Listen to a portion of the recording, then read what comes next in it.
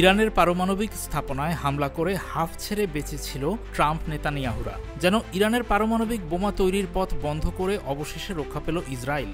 বিশ্বযুদ্ধ জয়ের আনন্দে মাতোয়ারা ট্রাম্প এ ঘটনাকে তো জাপানে পারমাণবিক বোমা ফেলার সঙ্গেই তুলনা করে বসলেন। কিন্তু ট্রাম্পের সে আনন্দে জল ঢেলে দিল খোদ যুক্তরাষ্ট্রেরই সবচেয়ে পুরনো গণমাধ্যম এনবিসি নিউজ। গণমাধ্যমটি বলছে, মার্কিন হামলার শিকার ইরানের ৩টি পারমাণবিক স্থাপনার মধ্যে নাতানজ আর ইস্পাহান প্রায় অক্ষত আছে। ইরান চাইলে আগামী কয়েক মাসের মধ্যেই সেগুলোতে পারমাণবিক সমৃদ্ধকরণ আবার শুরু করতে পারে। ইরানে যুক্তরাষ্ট্রের হামলার সম্ভাব্য ক্ষয়ক্ষতি মূল্যায়নের সাথে যুক্ত মার্কিন কর্মকর্তারা এনবিসি নিউজকে এইসব তথ্য জানিয়েছেন। আর এমন খবরে মাথায় হাত পুরো পশ্চিম পাড়ায়।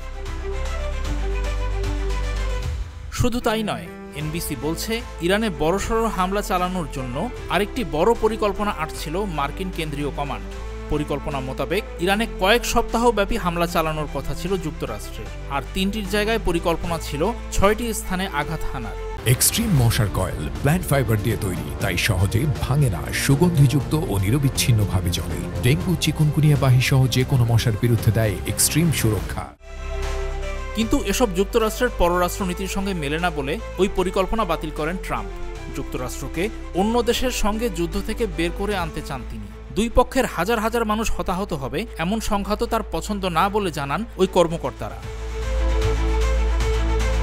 কিন্তু বিশ্লেষকরা বলছেন, ইরানের পাল্টা আক্রমণে ইসরায়েলের অবস্থা কল্পনাতীতভাবে খারাপ হচ্ছিল। যুদ্ধ দীর্ঘস্থায়ী হলে ইরানের মিসাইল ঝড়ে পুঁচকে ইসরায়েলের অবস্থা হতে পারত ঠিক গাজার মতো। তাই ইসরায়েলের সম্ভাব্য পতন ঠেকাতেই আর এগোতে চায়নি ট্রাম্প প্রশাসন। পরে অনেকটা তাড়াহুড়া করেই চেয়ে বসে যুদ্ধবিরতি। হামলার কয়েক ঘন্টা পরে এক ভাষণে হামলাগুলোকে দেখার মতো সামরিক সাফল্য বলেছিলেন ট্রাম্প। তখন তিনি দাবি করেন, ইরানের মূল ইউরেনিয়াম সমৃদ্ধকরণ ব্যবস্থাগুলো পুরোপুরি ধ্বংস করা হয়েছে। কিন্তু যত সময় যাচ্ছে প্রকাশ্যে আসছে নানা তিতা সত্য, যেটা হজম করতে সমস্যা হচ্ছে ইসরায়েল পক্ষের। আর এতে ইরানে কি আবারও হামলা চালাবে ইসরায়েল যুক্তরাষ্ট্র?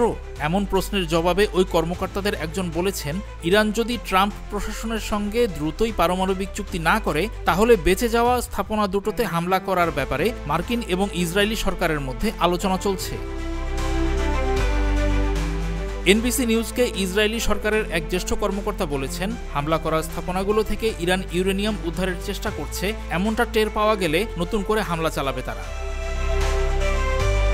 এদিকে ছেড়ে কথা বলছে না ইরানও। দেশটির এক জ্যেষ্ঠ নিরাপত্তা কর্মকর্তা সংবাদ মাধ্যমকে জানিয়েছেন, হামলায় ইরানের যা ক্ষয়ক্ষতি হয়েছে তার ক্ষতিপূরণ দেওয়ার পাশাপাশি বিচার করতে হবে ইসরায়েলকেও, নয়তো কঠিন জবাব দেওয়ার অপেক্ষায় আছে খামেনির দেশ। এদিকে ইরানের এমন হুমকিকে পাত্তা না দিয়েও উপায় নেই নেতানিয়াহুদের, কারণ ইরান কি করতে পারে সেটা কয়েকদিন আগেই দেখে ফেলেছে পুরো বিশ্ব।